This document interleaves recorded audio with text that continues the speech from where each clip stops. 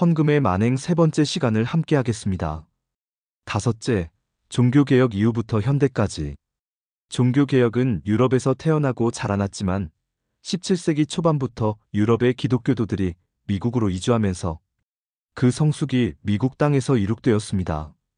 특별히 1800년경부터 대각성 부흥운동으로 말미암아 복음주의적 신학의 태동과 함께 탈의식의 예배가 각광을 받게 되었으며, 또한 종교개혁자들이 가지고 있던 예배 회복을 위해 예배에 대한 복고 운동도 활발히 전개되었습니다.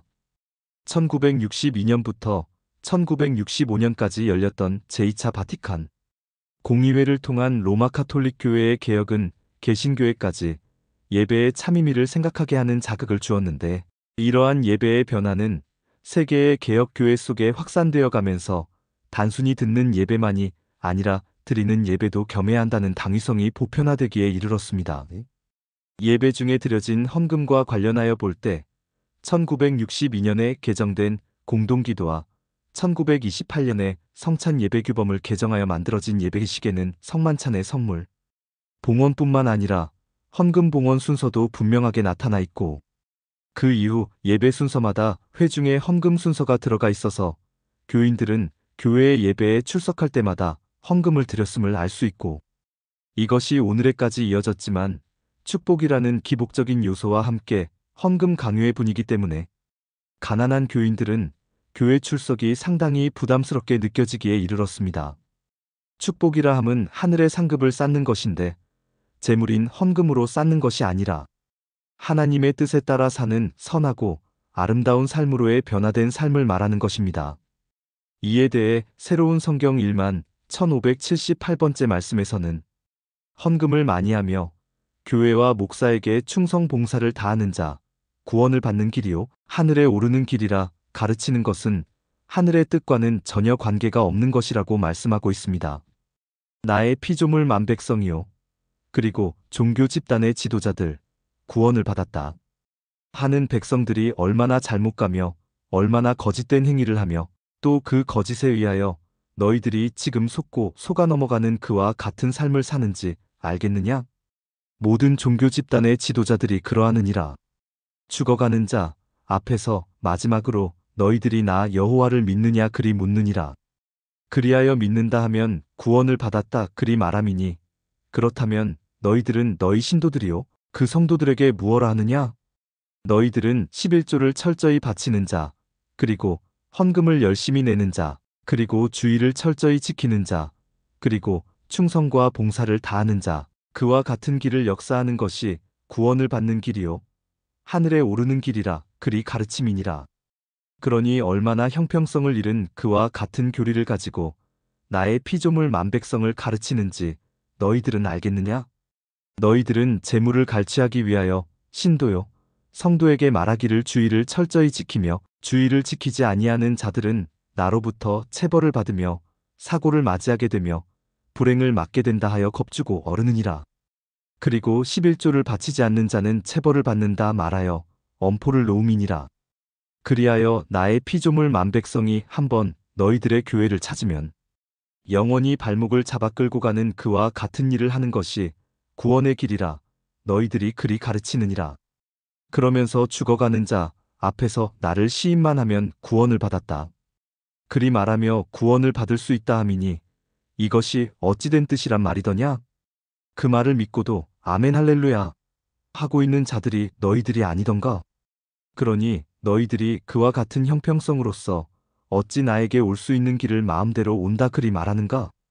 성도요 신도가 믿기만 하면 그냥 된다 하면 너희들 말대로 믿기만 하면 되는 것이거늘, 어찌하여 너희들은 그들에게는 재물을 거둬들이며 주의를 지키라 그리 말하느냐? 나는 나의 아들을 통하여 그리 말했느니라. 너희들이 나의 새로운 성경을 읽고 깨우치며 교회라는 곳에 죄의 온상에 가고 안 가는 것은 구원을 받고 안 받는 것과 관계없다 그리 말하지 않더냐? 라고 말씀하시는데, 이 말씀은 인간이 만든 교리에 의해 11조를 철저히 바치는 자, 헌금을 열심히 내는 자, 주의를 철저히 지키는 자, 그리고 교회와 목사에게 충성과 봉사를 다하는 자, 그와 같은 길을 역사하는 것이 구원을 받는 길이요 하늘에 오르는 길이라 가르치는 것은 하늘의 뜻과는 전혀 관계가 없는 것이라고 하나님께서는 한탄하시고 계시는 말씀입니다. 예배의식이 형식화되고 헌금이 목적을 위한 수단으로 변질되자 종교개혁이 일어났지만 오늘날 역시 중세시대의 상황과 다를 바 없이 헌금을 강요하고 있습니다. 그것은 종교 지도자들이 하나님의 뜻을 따르지 않는 자신의 욕심에 의한 육신의 번영과 행복을 위한 것입니다. 또 새로운 성경 1만 2280번째 말씀에서는 재물과 헌금이 필요 없는 하나님, 가장 귀하고 소중한 보물에 대해서 말씀하고 계십니다. 나 여호와는 너희들에게 베푸는 하나님이요 너희들에게 사랑을 내려주는 하나님이라 그리하였느니라. 너희들이 세상에 나갈 때 너희들이 살아가며 나에게 올 때까지 쓰고 입고 마실 수 있도록 모두를 다 내려보냈으며 일찍이 한 생명을 세상에 내려보내면서 너희들에게 줄 것을 다 내려주었으니 더 이상 울고불고 나에게 달라는 그와 같은 기도를 하지 말라 하지 아니하였더냐? 너희들이 노력하는 결과에 따라서 너희들의 삶에 따라서 모두 이루고 못 이루는 것은 너희들의 자유의지에 달렸다 하였느니라. 나에게는 모든 재물과 헌금이 필요 없으며 너희들을 위해 모두를 다 내려준 나 여호와이거늘 어찌하여 너희들은 나의 사랑하는 백성들에게 하늘에 재물을 쌓아놓는 것 보물을 쌓아놓는 것이 구원이요 하늘에 오르는 길이요 내가 존재함을 믿으며 나에게 사랑을 실천하는 것이라 하며 천사와 같이 아름답게 변하는 마음으로 거듭나는 것을 보물을 많이 바치라 그리 가르치고 있음이니 이것이 과연 나의 백성들이 할 수 있는 말이더냐? 나는 헌금과 재물이라는 것을 받을 필요가 없으며 하늘에 쌓아놓을 곳이 없다 전한 그 뜻을 명심하라. 내가 너희들에게 가장 귀하고 소중한 보물이란 무엇이라 말하였느냐? 너희들이 변화되는 것, 아름다운 천사와 같이 삶을 사는 것, 의인이 되고자 하는 것, 고통과 시련 속에서 하늘의 지혜를 깨닫는 것, 그것이 너희들이 천사가 되는 것이요. 아름답게 사는 것, 그리하여 곱고 아름답게 변하는 너희들의 마음이 나에게 가장 귀한 보물이요. 보석임을 알라 그리 전하며 그 모두를 하늘에 쌓아놓는 것이 나에게 와 상을 받는 것이라 함을 잊지 말라. 나 여호와와 나의 아들 예수의 이름을 팔아 지금 도적질하며 거짓하며 사기 행각을 하니 그를 더 이상 하지 말라 내가 전하지 아니하였더냐? 너희들이 모두 그와 같은 행위를 하는 자들이니라. 나의 피조물 만백성들에게 내 이름을 팔며 나의 아들 예수의 죽음의 고통의 피를 팔아 너희들이 재물을 바치면 더 많이 내려주니 그것에 10배 100배 더 받으니 많이 바치라. 그와 같이 나의 피조물 만백성들을 우롱하고 있으며 그들에게서 너희들이 모두를 갈취하고 있음이니라. 그 죄 또한 감당키 어려울 것이라는 것을 너희들은 알아야 될 것이니라. 나 여호와는 부서지고 깨지는 것 그것을 너희들에게 주려는 것이 아니니라. 도적 맞고 잃어버리는 것을 너희들에게 주는 것이 나 여호와가 아님이니라. 나는 너희들에게 말하였느니라. 너희는 보이지도 않으며 만질 수도 없는 것 그와 같은 역사요 나를 믿으며 내 뜻에 따라 나에게 바치려 하는 곱고 아름다운 그 마음이 가장 큰 보배요 선물이라 하였지. 너희들이 보고 만질 수 있는 그 선물을 나에게 주는 것이 그 재물을 바치는 것이 나에게 바치는 것이요 나를 공경하며 위대한 삶이 아니라 함을 알라. 내가 너희들에게 가르쳐 전하기를 뭐라 했느냐? 10계명이라는 그 계명 중에 너희 부모를 공경하라 함을 거기다 기록하였으니 너희들을 낳아주고 길러주고 보호한 그 부모에게 효도하며 공경을 다하며 정성을 다하라. 그와 같은 마음으로 살아갈 때 너희들이 나 여호와를 사랑할 수 있으며 나를 알 수 있기 때문이라. 내가 그리 하지 않았더냐? 제 부모를 공경하고 사랑하지 않는 자는 나를 경배할 수 없으며 나를 사랑할 수 없음이니라. 작은 육의 부모에 대한 은혜에 감사하며 그 공을 갚고자 작은 노력이라도 하는 자 그리고 너희들이 부모의 그 큰 은혜를 그래도 일부의 작은 부분이라도 갚고자 노력하는 효성스러운 자식 그 백성이 곧 나의 아들 딸이요 내가 그를 보기가 내 마음이 기쁘며 그들이 나를 따르고 나를 경배할 수 있는 백성이라는 것을 너희들은 알라. 그리하여 부모를 공경하며 너희들이 가지고 있는 재물이요 그 모두를 어렵고 불쌍한 자에게 나눠주고 베풀어주는 사랑을 실천할 때 바늘구멍이라는 그 작은 구멍을 낙타가 통과할 수 있는 위대한 역사가 이루어진다는 것을 너희에게 깨우침이니 이를 더 깊이 명심하도록 그리하라.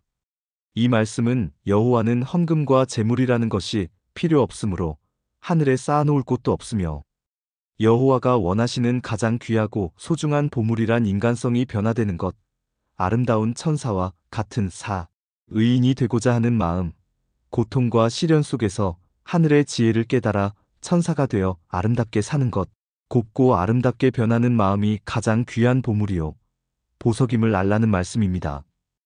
헌금에 대한 종합적인 견해.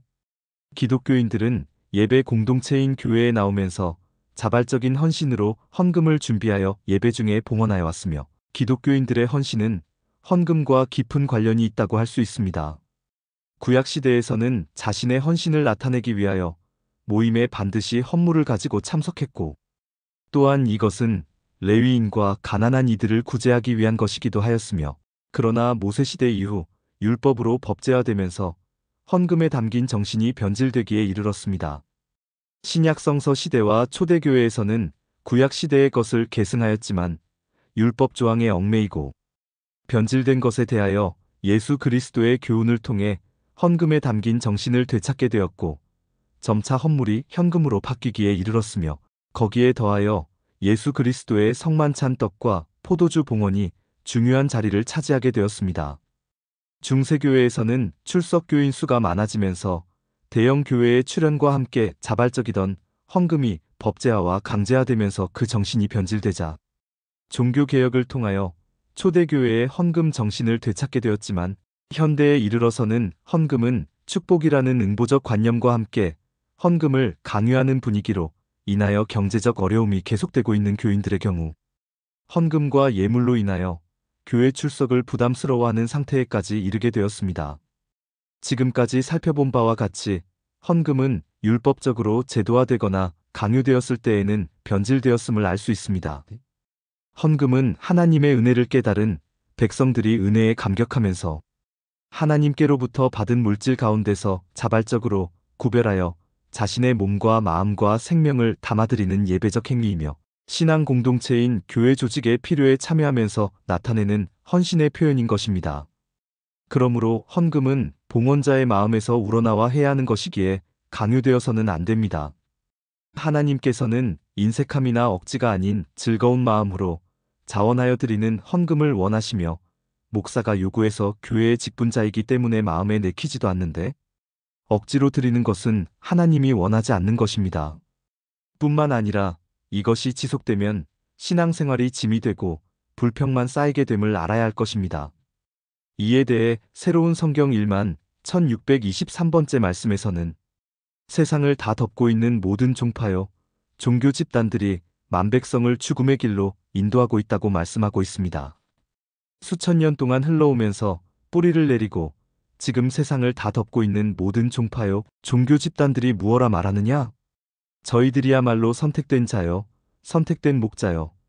나 여호와로부터 기름 부음을 받았다는 자들이니라. 나 여호와로부터 성령이 임하며 기름 부음을 받았다는 그 지도자들이 얼마나 무서운 짓을 하고 있으며 얼마나 무서운 과오를 범하고 있는지 알고 있느냐? 그들이 그와 같이 말하는 것은 무엇이더냐? 저희들의 머릿속에 들어있는 것, 저희들이 생각하는 것, 저희들이 행동하는 것은 하늘의 지식으로서 그득히 채워진 자요. 나 여호와의 뜻으로서 모두 채워졌다 말하는 자들이 아니더냐? 나의 목자로서 기름 부음을 받았다는 것은 저희들이 행동하는 것이 모두 다 나 여호와의 뜻에 의하여 역사하며 나 여호와의 지식으로서 그 머리에 그득히 채워져 선택된 백성이라 그리 말하니 이것이 얼마나 무서운 일이요 이것이 얼마나 잘못되며 이로 하여금 나의 피조물 만백성들이 죽음의 길로 가고 있는지 알겠느냐? 사랑하는 나의 아들아, 저희들이 하는 말이 그러니라. 모두는 나 여호와의 뜻에 의하여 내 지식에 의하여 내 뜻으로 채워진 것으로서 행동을 함이니 나 여호와가 하는 말이요 내가 하는 뜻인 양 나의 피조물 만백성에게 그렇게 반강제로 겁을 주어 가머니설로서 그들을 끌어가며 맹종맹신을 하도록 하여 따르도록 강요하고 그리 이끌어가느니라. 그리하면서 그 대가로 그저 이름만 붙여 대면 받을 수 있는 고지서 없는 헌금, 봉투를 걷어들이는 그와 같은 사악한 행위를 하는 것이 오늘의 종교 집단의 지도자들이니 그것이 아니면 아니라 그리 말하라. 내가 기록하여 전하는 것이 잘못되었다면 그들이 나에게 항변할 것이며 나의 아들을 핍박해도 내가 너희들을 벌하지 아니할 것이니라. 그러나 너희들은 알라. 기름을 부은 것은 그 뜻이 무엇이더냐? 나 여호와의 뜻으로서 채워진 것이며 모든 것을 내 뜻에 의해서 따라서 하는 것이거늘 무조건 따르고 맹종맹신하라. 그리고 그 대가로서 제물을 바치라 하며 걷어들일 수 있는 만큼 걷어들이는 행위를 하고 있는 것이 너희들이요. 오늘의 종교 집단이요. 믿음의 길을 가는 백성들이요. 지도자가 하는 행위니 그를 어찌한단 말이더냐? 지금 저 자신이 사탄이 되어 구원을 이끌지도 못하는 자가 구원을 할 수 있다 울부짖고 치도하며 단상에 서서 강변하는 그와 같은 자는 구원도 모르며 나와 관계없는 자들이라는 걸 내가 여기에 전함이니 모든 백성들은 깊이 깨우쳐 그리하도록 하라. 이 말씀은 지금의 종교 집단과 지도자들은 여호와 하나님과는 관계가 없는 비즈니스적인 행위를 하고 있다는 말씀입니다. 지금까지 강론에 대한 결론의 말씀을 드리겠습니다. 본 강론은 현 시대의 헌금 봉헌이 성경적으로 올바른 헌금 봉헌인지 구약시대와 신약시대 그리고 중세시대를 거쳐 오늘날에 이르러 비교해 보았으며 구약시대와 신약시대는 헌금을 어떠한 용도로 쓰였는지 살펴보았습니다. 가장 중요한 것은 헌금은 하나님께 드린다는 것이며 하나님께 드린 헌금을 하나님이 기뻐 받으시냐가 중요한 부분입니다. 즉 하나님이 기뻐 받으시는 헌금을 현재 하고 있냐는 것이 가장 큰 관건이고 신자들이 어떻게 헌금을 해야 하나님이 기뻐 받으시는지를 알아보았습니다. 하나님은 인간 세상의 물질이 필요하지 않은 분이십니다. 하나님께서 헌금을 받아서 무엇을 하시겠나? 본 강론자의 주장은 헌금을 하지 말자는 것이 아니며 성경의 근거에서 하나님이 기뻐 받으시는 올바른 헌금을 드리자는 것인데 헌금의 원리와 정신을 바로 알고 교회가 신자들에게 헌금을 권유해야 합니다. 한국교회가 구약시대처럼 짐승의 제사를 드려 하나님께서 기뻐 받으시던 헌금은 못하더라도 신약시대의 나눔과 베풀매의 정신이 깃든 그런 헌금 또는 그런 연보를 하고 있는지 다시 한번 생각해 봐야 할 것입니다. 헌금의 중요한 원리와 의미는 첫째는 오늘날의 헌금이 단순히 하나님에게 드리는 것이 아니라는 것입니다. 물론 헌금은 하나님에게 드린다고 하지만 하나님은 인간 세상의 물질이 전혀 필요치 않은 분이십니다. 오늘날 교회의 목회자는 왜 하나님께 헌금을 드려야 하는지, 어떻게 드려야 올바른 헌금인지, 또한 모금한 헌금을 사회적 약자들에게 사용하여 모두가 더불어 잘 살고 원만하게 지내게끔 노력하는지를 생각해 볼 때 전혀 그렇지 않다는 것이 큰 문제인 것입니다. 물론 모든 교회가 어려운 사람들을 돕지 않는 것은 아닙니다. 일부 교회는 불우한 이웃을 돕고 사회적 약자를 돌보는 교회도 개중에는 있습니다. 하지만 정말로 찾아보기 너무 힘들 정도이며 올바른 헌금 교육도 제대로 이루어지지 않고 있는 것이 안타까운 현실입니다. 이에 대해 오늘날의 교회 지도자들과 헌금에 대한 현실을 하나님께서는 새로운 성경을 통해서 다음과 같이 말씀하시고 있습니다. 지금의 종교 집단과 지도자들, 그리고 광분하는 신도들, 더욱이 구원의 명을 받아 구원을 받았다 감히 말하는 그들은 정녕 여호와에게 구원을 받은 자며 참진리의 믿음의 길을 가고 있는가? 라고 여호와께서는 물으시며 그들은 참진리의 길을 잃어버린 지 매우 오래됐으며 지금의 모든 종교 집단이요 참진리요 하늘의 뜻을 가르치고 거기에 천사와 같은 백성으로서 거듭나는 그것을 자랑이요 그를 행복으로 생각하며 그 길을 위해서 가는 것이 아니라 자신들과 같이 하는 자 제 수하에 얼마나 많은 교회라는 그 집단을 두었으며 인간의 손으로 지은 죄의 온상을 몇 개나 가지고 있느냐. 그리고 자신들을 따라서 울고불고하는 신도라는 백성이 과연 얼마나 되는가. 그리고 주일마다 수시로 들어오는 헌금이 얼마나 되는가. 이것을 가지고 과시하고 이것을 가지고 자랑이라 생각하여 이를 가지고 저 자신이 뽐내는 웃지 못할 형국이 되어 있습니다. 그러므로 교회를 영리의 목적으로 하는 사업장으로 육성하였으며 인간의 기업으로 육성된 것을 교회의 자랑이라 하고 있으며 그곳에서 진리를 어찌 깨달으며 여호와의 뜻을 어찌 알며 심오한 하늘의 진리와 싹이 틀 수 있다. 생각하는 것은 너무도 잘못된 것입니다. 결국 그곳에는 아무것도 없으며 폐허여 공허함만이 남아있으며 지옥으로 가는 열차를 타는 것과 같습니다. 종교 지도자는 이러한 것을 자랑하여야 합니다. 우리가 가르치는 이 교회요, 이 성당이요, 이 회막에서는 인자와 같은 사람이 얼마나 있으며 천사와 같은 사람이 얼마나 있으며 그들이 깨우쳐가는 것이 얼마나 위대한 것인가?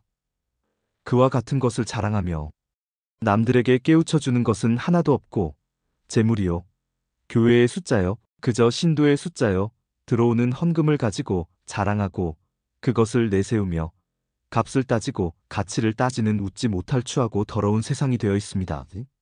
그것이 오늘날의 믿음이요, 신앙의 본체이니 이를 하늘에서 받아들이며 이를 하늘에서 보는 여호와가 기뻐할 일이던가? 라고 새로운 성경을 통해서 하나님께서는 묻고 계십니다. 참진리요, 하늘의 뜻을 가르치고 전하는 것을 수많은 헌금이라는 이름 앞에 재물을 거둬들이며 피조물 만백성의 고혈을 빠는 거머리보다도 더 독하게 빨아들이는 수입이요, 재물 앞에서 참진리는 쓰레기통에 던져버린 지가 오래되었으며 그를 찾을 수도 없고 흔적도 없는 것이 오늘의 신앙이요, 믿음의 길을 가는 현실입니다. 여호와의 사랑은 어디에도 없고 그 사랑은 찾아볼 수도 없으며 선한 싹이 트는 변하는 삶을 사는 것은 찾아볼 수가 없으며 이 지상이 생지옥과 같이 된 것이요, 생지옥보다도 더 험악한 지금의 세상을 만들어 놓은 종교 지도자들이 원흉들입니다.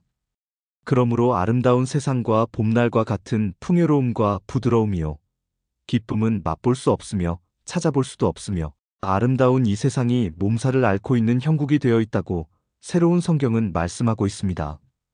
헌금은 인간이 만든 교리, 제도에 의해 행하는 것이 아니고 하나님께 감사하여 신자 스스로가 우러나오는 마음에서 하여야 하며 그 헌금은 종교 지도자들의 삶을 윤택하게 사용하는 것이 아니며 가난하고 힘들고 어려운 이웃을 위해 사용되어져야 합니다. 종교 지도자는 예수의 삶을 따라 마가복음 6장 7절, 8절의 말씀과 같이 여행을 위하여 지팡이 외에는 양식이나 배낭이나 전대의 돈이나 아무것도 가지지 말며 신만 신고 두 벌 옷도 입지 말라고 하신 예수의 말씀을 새겨 여호와의 뜻을 따라 십계명을 지키며 매우 검소하게 사는 자들이 되기를 바랍니다. 지금까지 함께하여 시청해 주셔서 감사합니다.